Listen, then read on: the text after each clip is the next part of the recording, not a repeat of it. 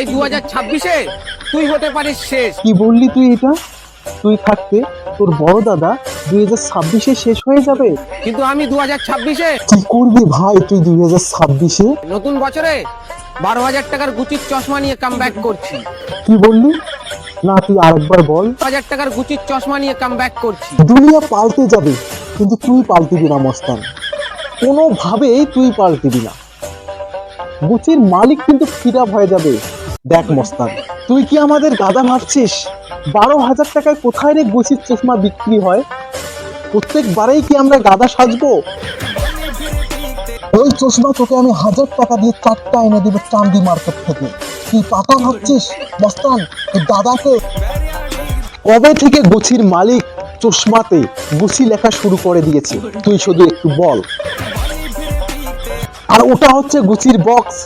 কুচবিহারে তো এই 200 টাকাতে ওই রকম অনেক বক্স পাওয়া যায়। আমার এই মস্তান ভাইটার কিন্তু একটা লেভেল আছে বস।